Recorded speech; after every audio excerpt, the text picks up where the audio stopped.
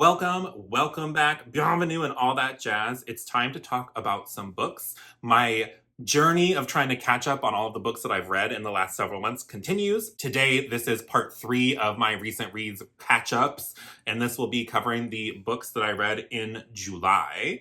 And so in July, I got around to reading 12 books, totaling 6,548 pages and almost 80 hours of audiobook time. So I read a lot. I don't know why July was so just give me all the things. It might have been when my husband was replaying Baldur's Gate for the 30th time or whatever. And I was just sitting next to him on the couch reading in the evenings because obviously when you make more time for something, you read more. Weird. I know, bizarre. And surprisingly, even with that many books read, my average rating was just shy of 4 stars at 3.96. So it was a very solid reading month. And that would have been higher if it wasn't for my worst read of the month being a 1 star. So we'll get to that in a moment. But as always, we will go in ascending star order, starting with my least favorite read and going all the way to my most favorite read of the month. And so we have a lot of books to get through. So let's go. So my least favorite read of the month, my 1 star, was When the Moon Hatched by Sarah A. Parker. This was just everything that I dislike in more popular fantasy romance series, but also weird. So first of all, we had the moronically abrasive main character who, even when she is literally being tortured, is still well, did you, clapping back and being all snarky and sassy. And it's okay, but you're an imminent threat of people doing physical harm to you. This is maybe the time to shut your friggin' mouth. And she would still be popping off.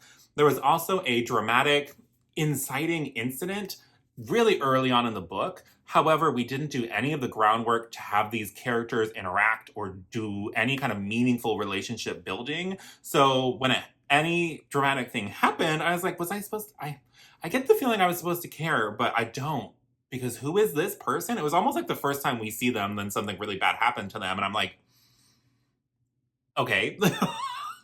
And then this main character was infuriating, and it's really irritating to me. And I think part of why this book really stuck in my craw is because there was so much cool stuff to the world building and the lore that we were introduced to, that this creation myth in the prologue. And then we did literally nothing with it. It was infuriating. And people out here being this is Fourth Wing, but if Fourth Wing was good. And I'm no, actually, I think I preferred Fourth Wing to this. And I didn't love Fourth Wing. It was mid at best, but this was just not it. And then the romance was just, there was a really weird element to it that I don't want to spoil just in case people care.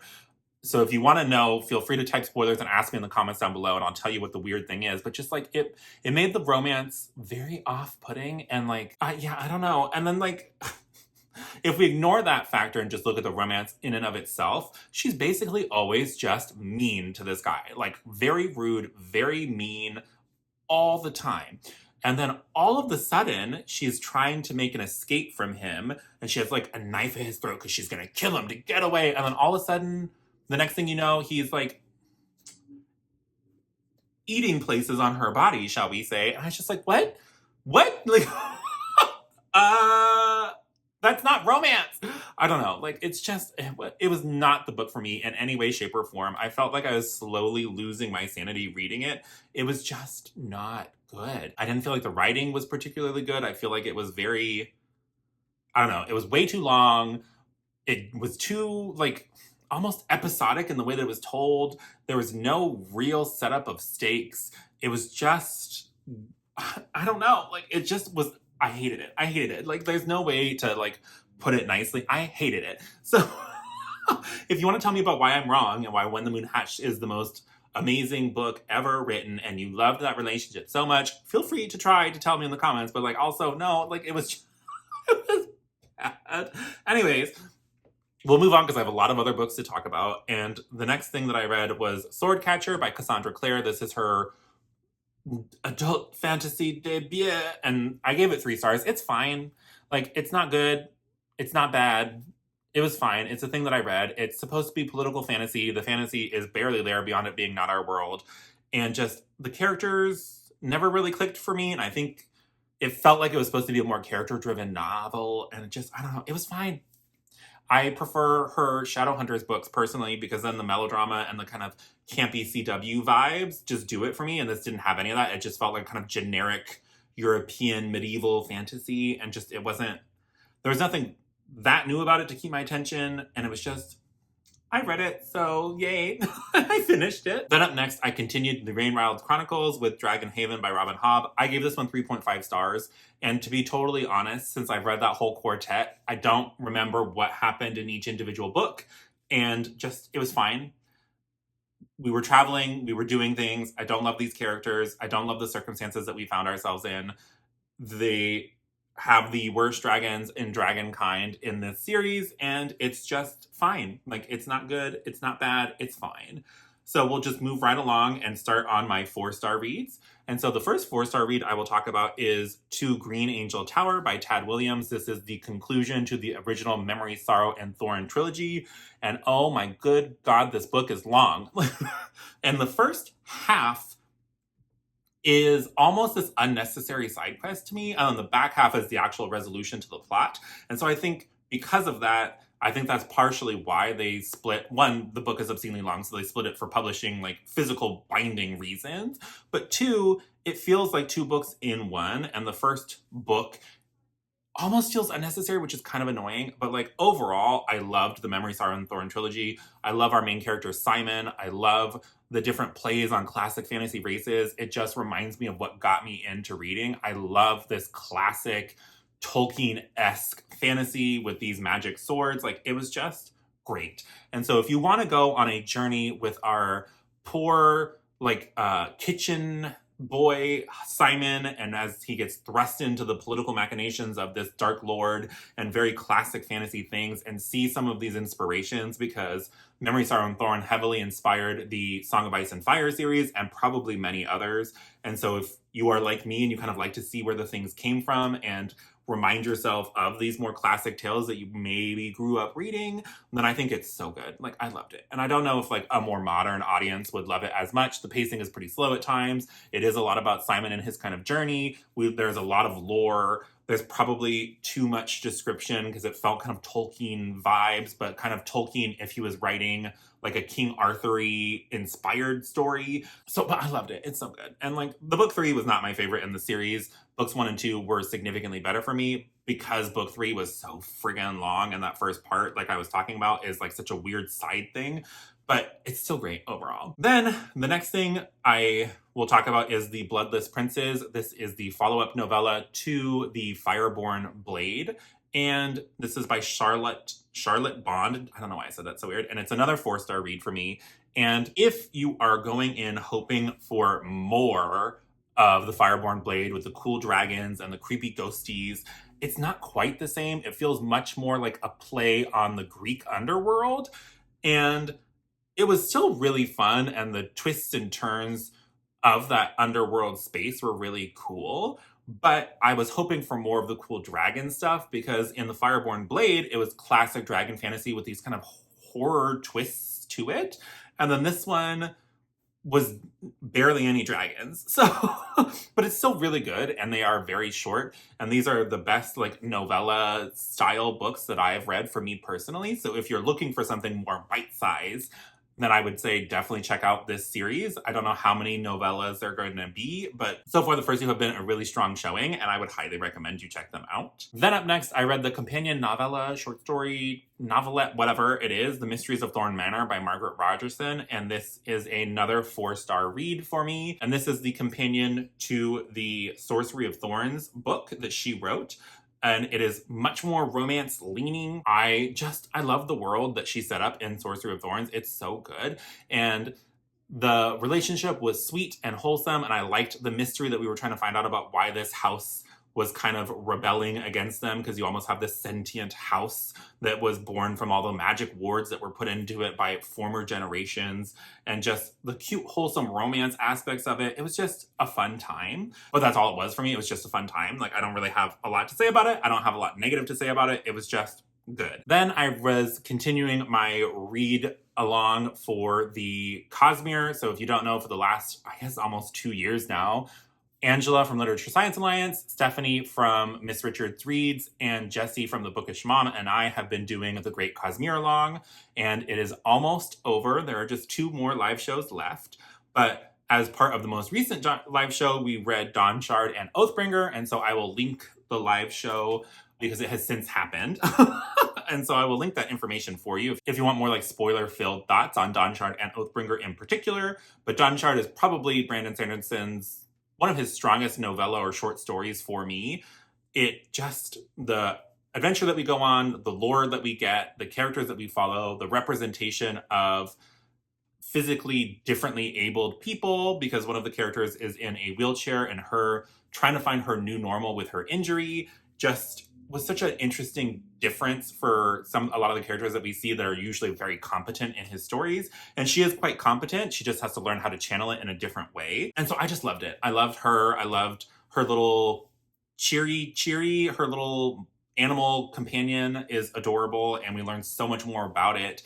And I have just been loving this read along and read through of Brandon Sanderson's Cosmere works. It's just been a lot of fun. And so if you've been following along, it's kind of weird to think that it's almost over because we just have Rhythm of War and Wind and Truth left. But for now, there's still me having to need to do my reread of Rhythm of War to even get ready, but that is a problem for a future video.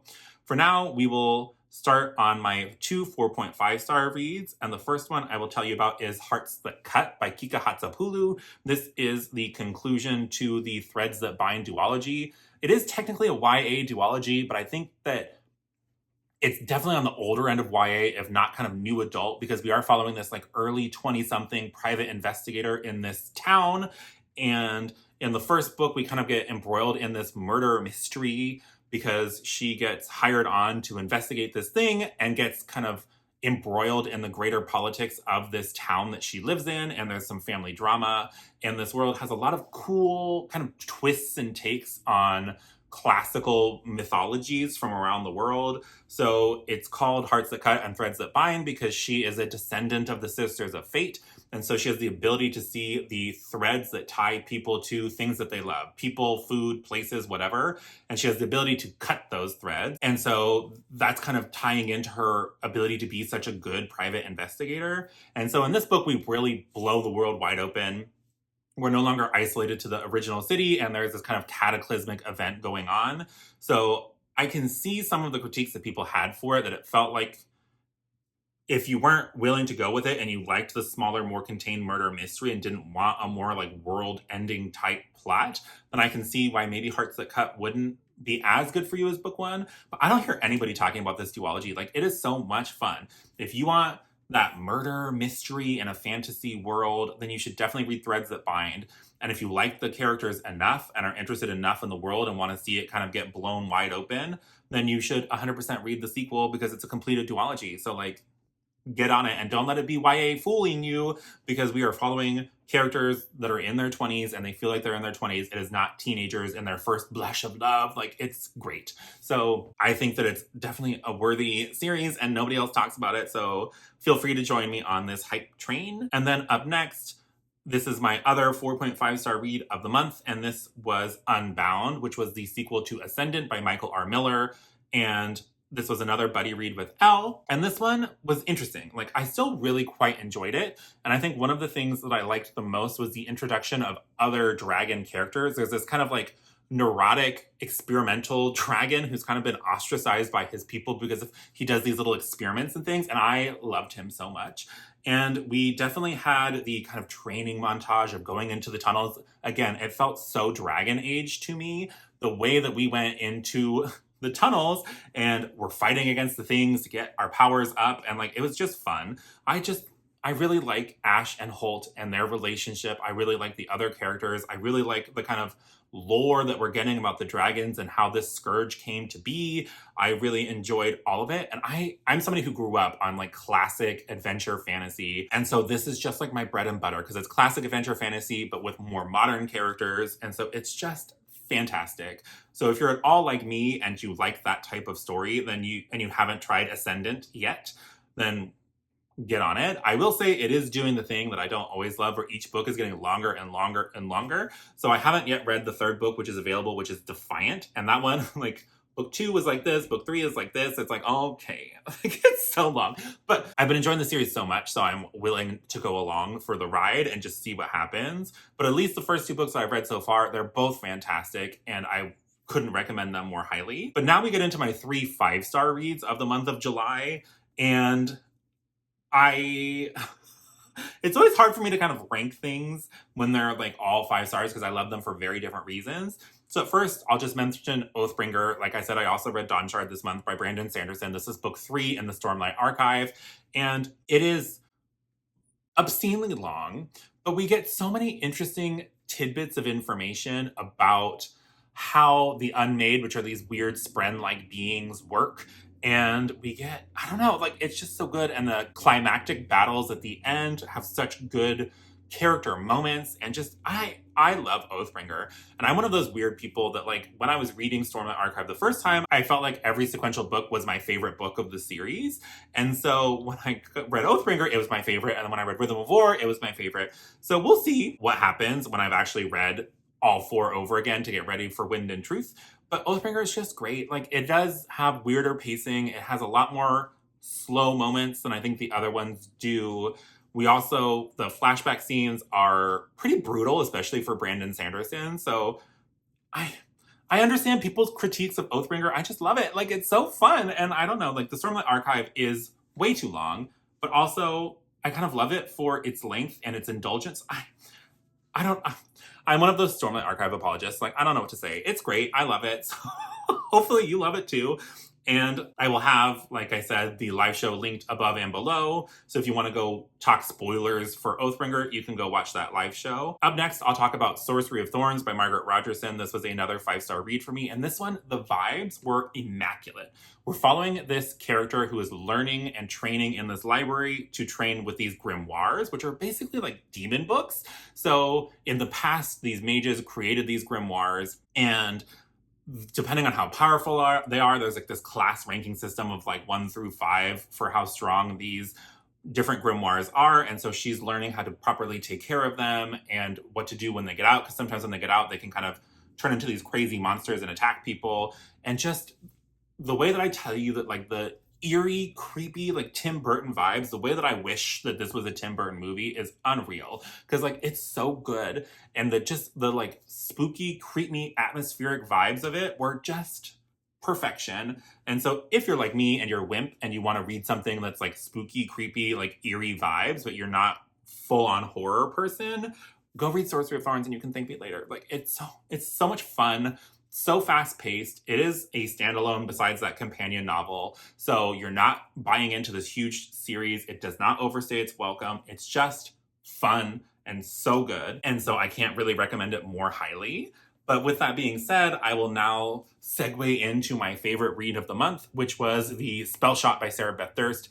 This is her, like, romantasy debut. And I know that there's been a lot of people kind of bucking against that, being like, it's not romantasy. There is a central romance that happens that I found very sweet and wholesome, but at the end of the day, it's not really about the romance itself.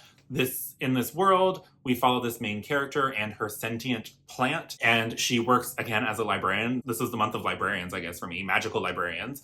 But she works as a librarian, and there is this coup that happens where the city and the library that she works in are being burned down because there's this coup. And so she takes a bunch of the magic books and flees. And in this world, magic seems to be able to be used by anybody, but the books that give you the knowledge to do so are kind of hoarded by the nobles and the elite of society. And so she's not supposed to have these books, but she takes them and flees to save them from the fire, and ends up fleeing back to her hometown on this small island. And she gets embroiled in the kind of small town-ness of it all with her nosy neighbors trying to be helpful, and she's trying to help them. And just the way that Beth Durst does such cool and unique world building just does it for me. There is also a lot of representation in this book for people with like social anxiety. And I've also heard some discussion that maybe the main character is autistic or somehow on the spectrum, which I could also see with some of the particular ways and the focuses that she has on certain things. But it's so good. It's so good. And yes, the first half is slow and she's kind of settling back and cleaning up her cottage and like getting things ready and starting a jam shop. But then when somebody else arrives on the island, then things go awry. And it's so good. It's so good. And I'm so excited because I saw that there's going to be a companion. I think it's a sequel. I'm unclear. Sequel, prequel, whatever. There's another book set in this world and I am so ready for it. I'm annoyed that it has to wait until next July to read because I loved the Spellshop. But I can always reread the Spellshop in the meantime while I'm waiting for it to come out. But that does it for all of the books that I managed to read in the month of July. If you've read any of these books, as always, I'd love to chat with you about them in the comments down below. If you want to talk spoilers, just say spoilers and hit enter a bunch of times. If you just want to leave an emoji to let me know you're here, leave some kind of plant for Kaz, the sentient spider plant, because if you know, you know. He's amazing. Kaz and Meep for life.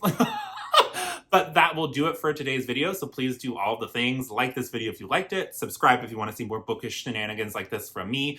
Other than that, I hope you have a great rest of your day, and I'll talk to you again soon. Bye!